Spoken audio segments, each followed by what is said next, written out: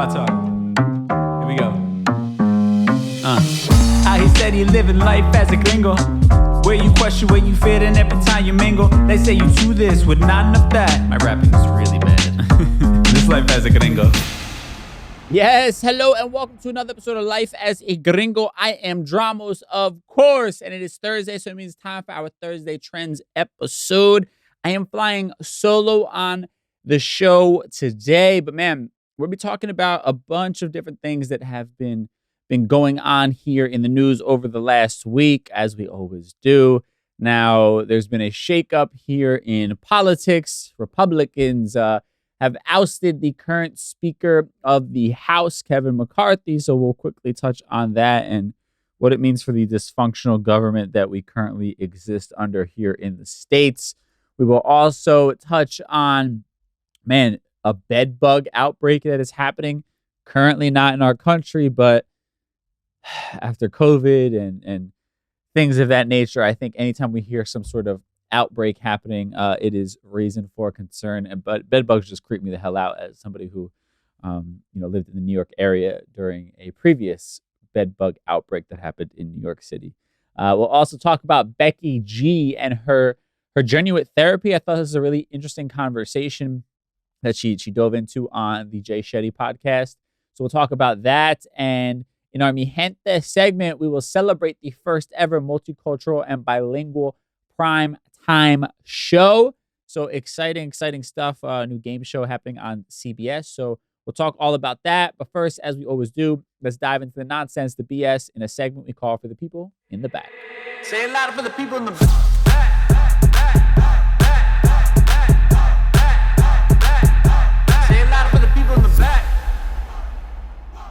All right, so we'll start in the world of politics. I'm going to kind of get to this quickly. I don't want to harp on it for too long, but Republican Kevin McCarthy is out as House Speaker. Now, he's been the House Speaker since January of this year. He won that gavel after 15 rounds of balloting. He's been ousted now after a small minority of his own party of Republicans, 8 people, voted to remove him. So the House is without a speaker, which is the person, according to the Constitution, required to be its leader, right? That means that the chamber is essentially paralyzed until it can settle on a new speaker. They basically can't get shit done until they figure this out, right? Now, breaking down kind of this article from CNN, they say, what was the 8 Republicans' beef with McCarthy? They're saying most of these 8 Republicans came from the ultra-conservative Freedom Caucus. They were angry that McCarthy cut a deal with Democrats to avert a partial government shutdown and fund the government temporarily for 45 days. They're also frustrated at the terms of a deal he cut with President Joe Biden to raise the nation's debt limit earlier this year. This wing of the GOP is absolutionist in its view of federal spending, and some have even expressed willingness to entertain a default or shutdown to get what they want. So these are radical Republicans, the 8 that have voted to oust McCarthy and are punishing him for working with the other side. This is the modern day United States government, where your own party members will punish you if you dare to be bipartisan, as you're supposed to be, right? You're supposed to work with the other side for the betterment of this country, because the goal is to have a country that is doing the will of the people, right? Not just selfishly trying to do the goals of one party, right? In our system, a 2-party system, where it has different representatives that you're supposed to be working alongside, is designed that there are going to be give and take scenarios, right? But members of the extremist side of the Republican Party refuse to work with anyone who is not a Republican. So they are more concerned with their own interests than actually having a functioning government for the people, right? Even the idea that they would entertain the government going into default or a shutdown, which would put so many people out of work, so many Americans who need their paycheck, they're okay with that as long as their own selfish and just idiotic requests are being met. That's where we are as a country, right? Now, it was Matt Gaetz, Representative Matt Gaetz, who's also had his own trouble in the past with alleged interactions with minors and payments for sex and things like that. He's had personal conflicts with McCarthy, accusing him of not keeping his word. So that guy was leading the charge to get McCarthy out, Kevin McCarthy out as House Speaker. And again, it just shows the dysfunction of the modern day Republican Party. And listen, I don't give a damn what side of the aisle you fall on. We have to call it like we see it. They're literally fighting amongst one another. And the most extreme members of that party are the ones who are seemingly holding the most power, as we're seeing right now, and are making a very clear distinction that under no circumstances do you work with the other side, which literally is counterproductive to us as a country progressing and getting the things that need to get done. Now, the other question is, why didn't any of the Democrats help here? Now, they're saying some did consider rescuing McCarthy, but the party is also a collective political interest in watching Republicans squirm.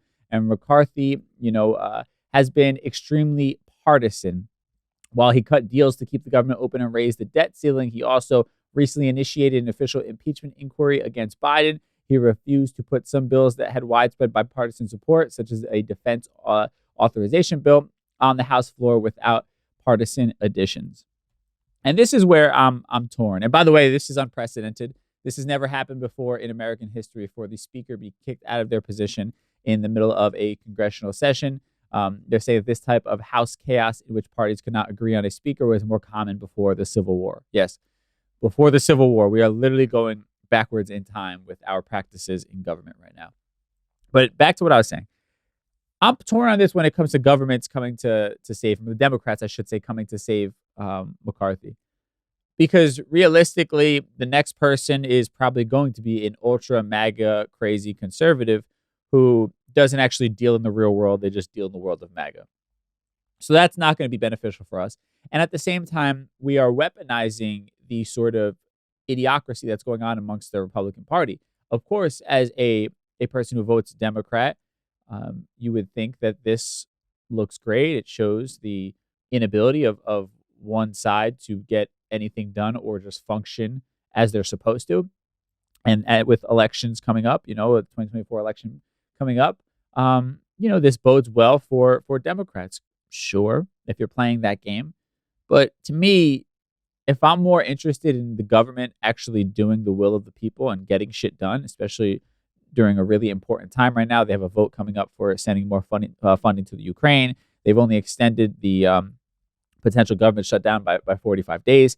There's a lot at stake right now, a lot going on. And it seems counterproductive to the greater vision, which is not exclusive to any political party, but really just our country running better as a whole and being functioning and doing the will of the people. That should be the greater goal here. I don't see how Democrats sitting this one out, letting this chaos ensue, is any benefit to them. Now, there's been talk that maybe they can get support behind Democrat Hakeem Jeffries to be Speaker of the House. I don't see Republicans doing that, especially as they've just kicked out Kevin McCarthy because he was cutting too many deals with the Democrats, which is even just a wild statement. Again, it's just dysfunction. And to me personally, and listen, I'm not going to claim I know every far corner of politics. I'm not going to claim I understand maybe the strategy here completely, if there is one. But from the outside looking in, it seems like it just adds to the chaos by allowing them to do this stupid move, rather than just keeping things as they are, even though they're not great. But it keeps our government functioning as much as it possibly can. That's where I take a bit of a stance here, where now, again, it's a political game rather than what's best for the American people at the end of the day. So we shall see what happens here. Now, moving on to something terrifying, maybe not as more creepy than life-threatening, I guess you could say, as a government in turmoil. Bed bugs. Let's talk about bed bugs, because there has been an outbreak in France, and I've seen on the interwebs the memes already coming out, people expressing that they have already gone through COVID. They refuse to go through some other outbreak, and bed bugs seems like it could possibly be one of the creepiest ones when it comes to the idea of these bugs just crawling all over you anywhere you are, right? So as reported by Al Jazeera, the French government stated last week that they are fighting an infestation in Paris and several other cities. The deputy mayor recently spoke about the bed bugs problem on French television, saying, quote, "No one is safe," which is a really fucking scary statement to hear from one of your elected officials. Explains, quote, "You can catch them anywhere and bring them home and not detect them in time until they have multiplied and spread." Scary, gross shit. While his words weren't exactly comforting, they were accurate. In fact, according to the Environmental Protection Agency, bed bugs are, quote, public health pests that feed on human blood. And while they are not known to carry diseases, good thing, they are itchy and persistent. If on lookout for them in your home, they are brown, flat, oval shaped, and about 1/4 of an inch long. Gross as fuck. I remember when this was like a thing in New York. It was probably like 10 years ago, I want to say, roughly.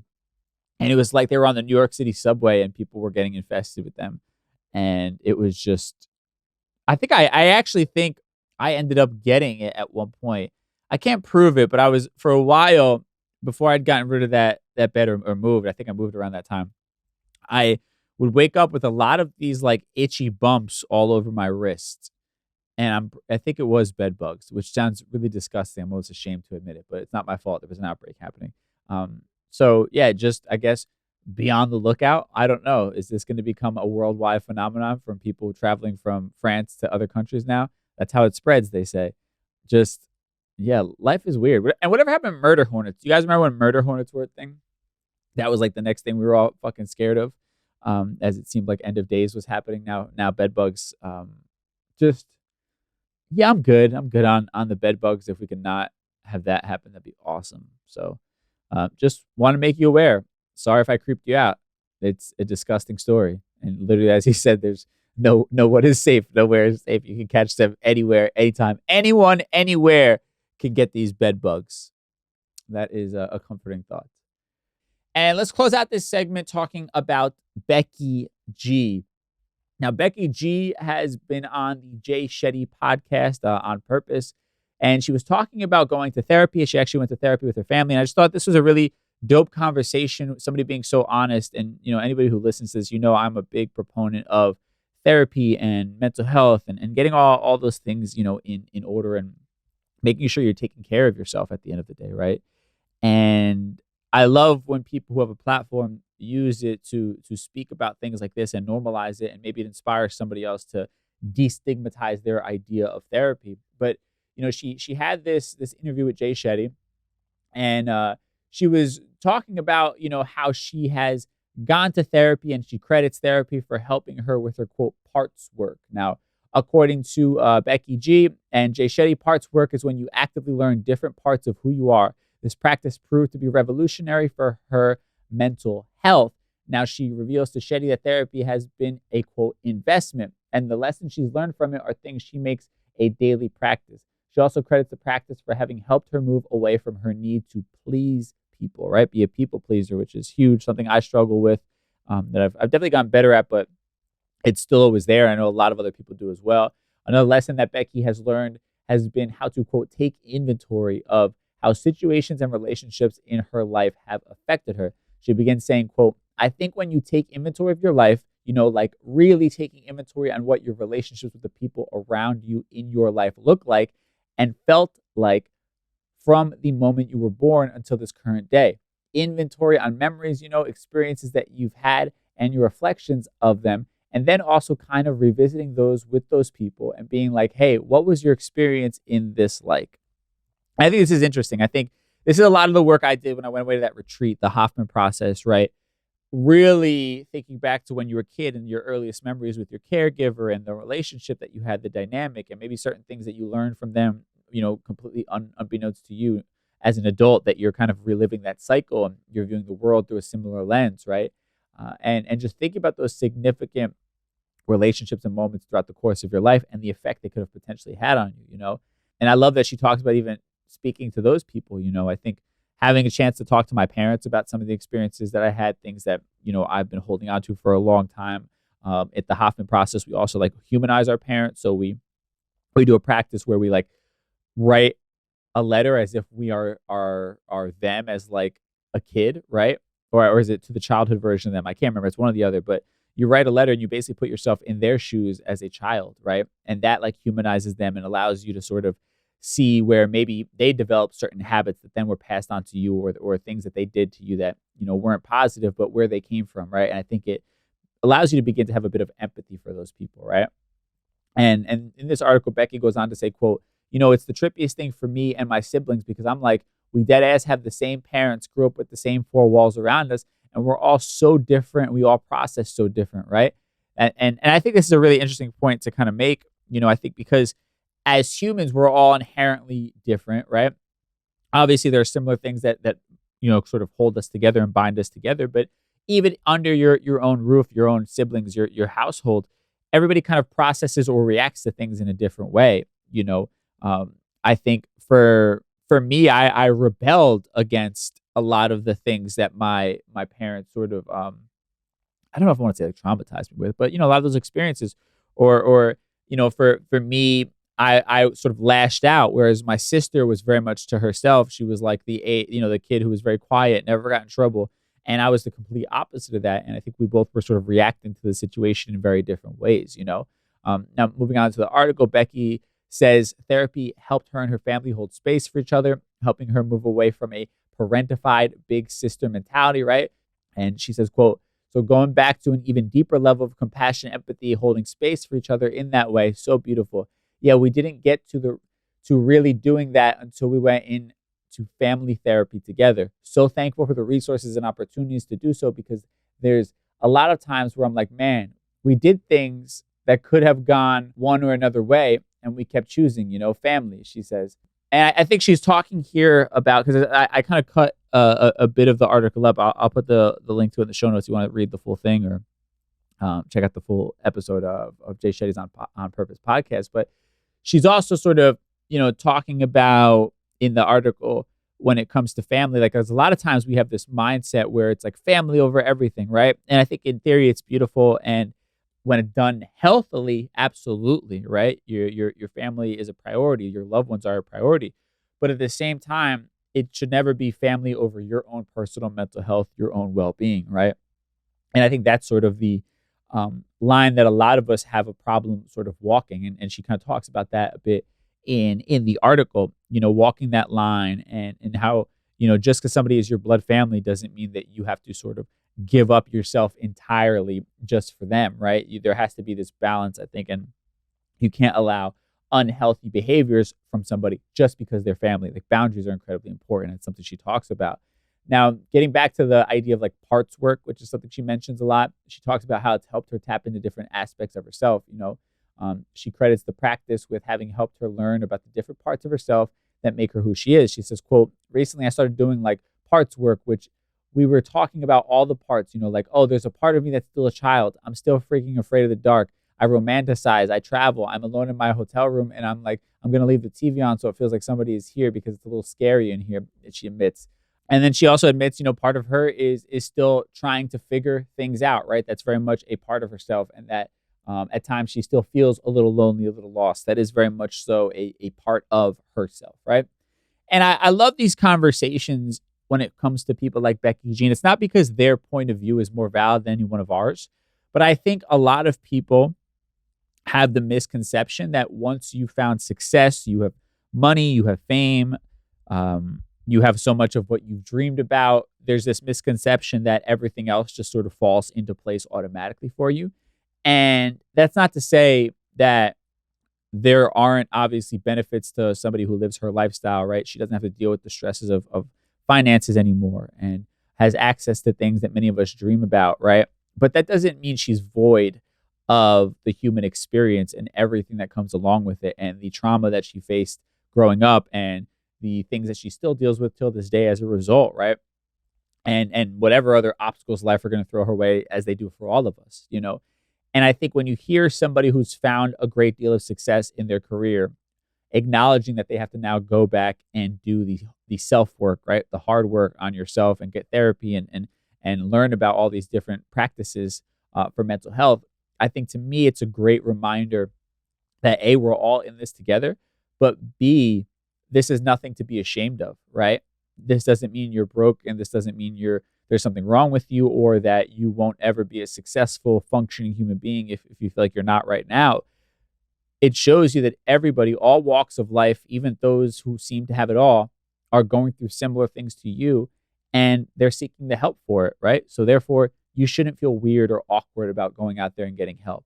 And I think that's the beauty of these types of conversations, and I salute Becky G for being so open and vulnerable on this one, and Jay Shetty for having a platform that allows people to do so. So just some food for thought. Anybody who's still on that fence about getting help, about going to therapy, about trying to improve their life, I hope when we read about people like Becky G doing the hard work on themselves, it reiterates that you're not alone and this is okay. You don't have to feel weird about it. It's a very normal experience. And there are tons of other people from our community and people who are successful and, all walks of life that are acknowledging the importance and value of talking to somebody about these things. So I encourage you, if you are on the fence about it, allow somebody like Becky G to be an inspiration to normalize it for you and maybe help push you over that line if you feel like you've been kind of going back and forth about it.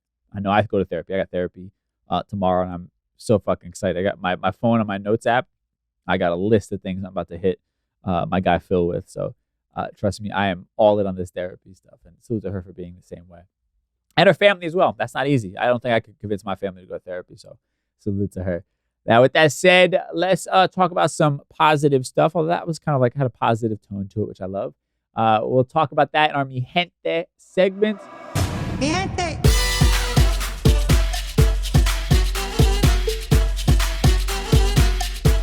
All right, so I wanted to talk about this new TV show. It's actually a game show. They're saying it's the first ever multicultural and bilingual primetime show. Amazing stuff. Jamie Camilo's new game show. It's called Loteria Loca. And the show takes much of its cues from a beloved game that was inspired by the classic show La Loteria. Early versions of La Loteria were created in the 15th century in Italy. It traveled to Spain sometime later, and the Spanish brought it to New Spain, a.k.a. Mexico. Now, there are some differences here in the new game show. He says that, again, this is the first multicultural, bilingual, Latin-inspired game show ever to appear on prime time, saying it doesn't stereotype Mexican culture. They actually seek to honor Mexican culture in an authentic and appropriate way. And I've never known about this game, so forgive me if my ignorance, my Mexican friends, if you are all onto this and you love La Loteria, I'm no idea what the hell it is. But Loteria Loca is now this sort of new iteration of it that's on TV, where you have two contestants going head-to-head as they try to nab a 3-in-a-row loteria, earning cash prizes along the way. But in a twist of events, if one person doesn't have the card they picked on their board, their opponent steals the cash. Players will also have to be on the lookout for the Loca card, which challenges them, and it adds more money to their pot through different challenges. They're saying getting a Loca card will see the players take on interactive challenges. In the first episode, a contestant plays a, quote, finish the lyric game, which songs sung by Camille himself and music played by the iconic drummer Sheila E. That's fucking awesome. Sheila E was Prince's drummer. She's dope. And the ultimate game of Loteria Loca is to get 2 loterias to move to the next round and continue racking up money to reach the $1 million prize. This bad boy airs Mondays on CBS. I love it. I'm not a game show person whatsoever. I haven't tuned into basic cable, evening time, prime time programming in God knows how long. I couldn't even tell you the last time I watched something. Like, I don't watch the reality shows. I don't watch any of that shit. Most things I watch are on demand and like something streaming on like Hulu or Netflix or Prime or YouTube or whatever it is, right? But I'm going to tune into this. Even though I'm not great at like remembering to tune into something at a specific time, I'm going to support this. I probably won't necessarily enjoy it because I don't like game shows in general, but I think it's so dope. And again, it speaks to the change that we're seeing, right? Like, how amazing is this? This is the first ever, as they're claiming it, multicultural bilingual primetime show. And it's on CBS primetime, right? CBS Mondays at, I don't even know what time it airs, but let's say primetime, it's probably 8 p.m., right? I'm going to Google this. I want to make sure I give you the proper information here, right? Make sure as many people as possible are tuning into this. I'm going to Google these things. So it's 9 p.m. Eastern, obviously, on CBS on Mondays. And then it looks like it airs again on Saturdays at 8 p.m. Just dope. I like, regardless if it's my thing, I celebrate the shit out of stuff like this because, again, it's our culture out there playing in the mainstream, right? And we're not having to pull punches. We're like doing it our way. I love how he's talking about celebrating Mexican culture, and it's bilingual and it's multicultural. So, like, you're doing something that is now being accepted as universal, yet it's our culture. And I think that's a beautiful, beautiful thing because, again, the narrative for so long is that our stories or Black stories only exist within their niches. They are not universal stories, and that white stories are universal. Everybody can relate to them, right? And obviously this is bullshit, but now we're seeing things like this, and it's a move and a step in the right direction, right? The idea that it's not on Univision, but instead on CBS, where soccer moms are going to be tuning in on a Monday evening trying to get their fix of game shows. And they're going to be smacked in the face with some bilingual Latin goodness. I'm all for it. And that's what we need more of.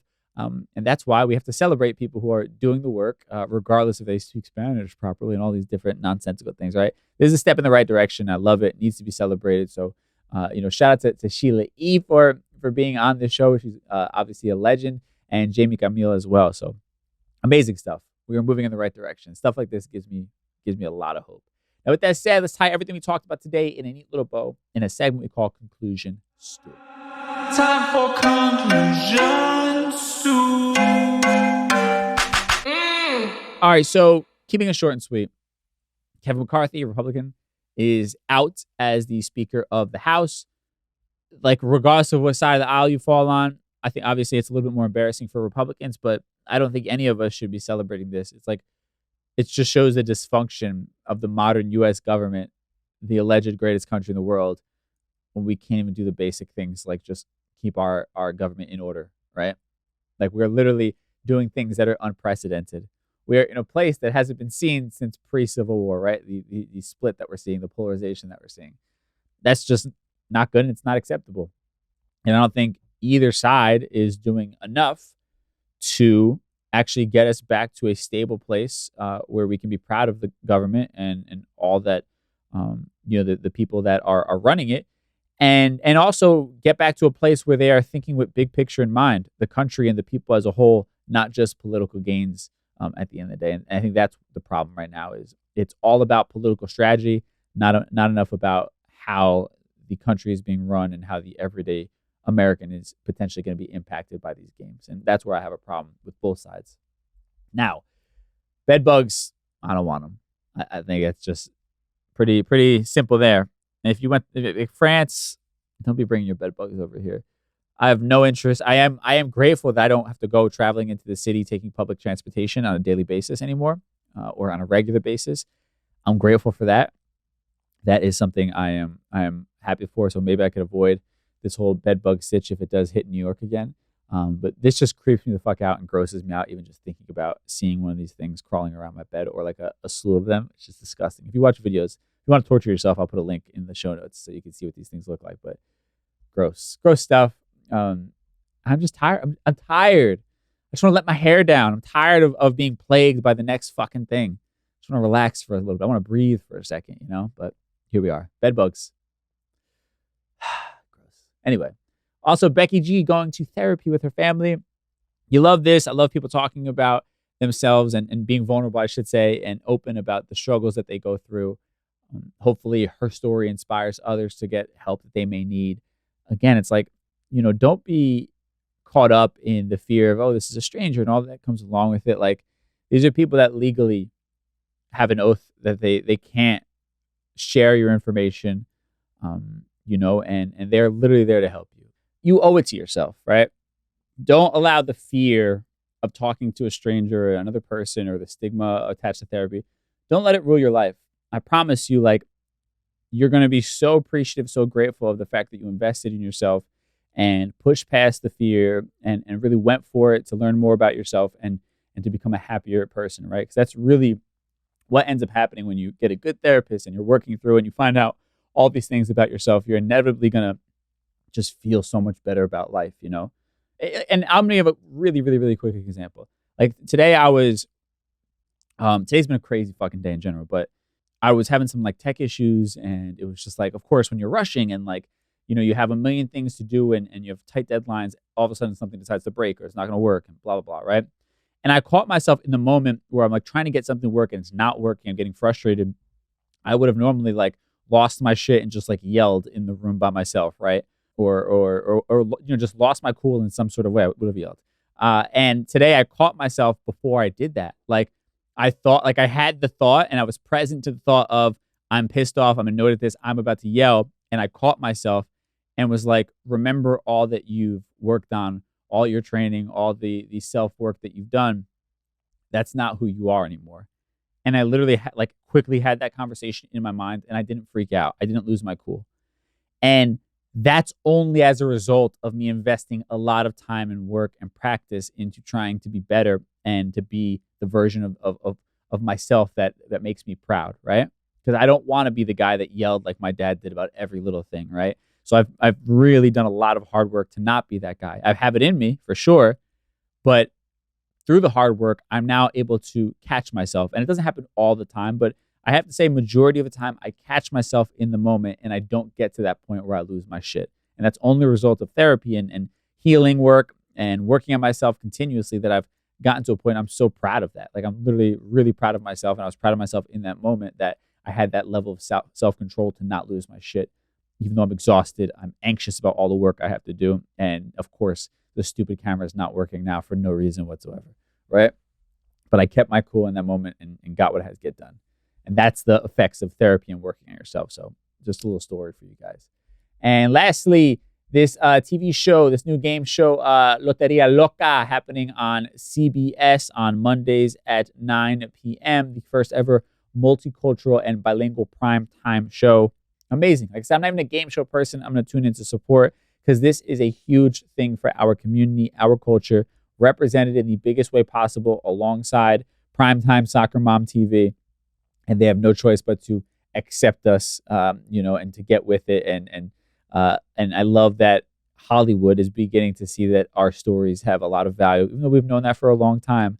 And obviously, who knows what their intentions are? Of course, they probably see it to be profitable. Sure, it's a business. But regardless of that, this breaks down barriers, breaks down doors for the next thing, and eventually getting us to a place where diversity is just normalized rather than something we have to celebrate, And I think that's the goal at the end of the day, and stuff like this is huge for that. And that's it, man. Thank y'all so much for tuning in at justb.nyc. I've mentioned this, but I'm trying to grow the Instagram. So if you want to give us a little follow on there, it's my wellness brand. Trying to grow that Instagram following. So appreciate all the love and support thus far. And if you're not following, please, go ahead and follow. And if you are somebody who hasn't reviewed the podcast yet, be it Apple Podcasts, Spotify, Apple Music, wherever it is, rate us a nice little 5-star rating if you feel inclined. Leave us a review, a comment. That helps out so much. You have no idea. A good positive comment always helps. So I appreciate y'all. And that's it. Have an amazing weekend. I will catch you on Tuesday with a brand new episode. Till then, stay safe. Peace.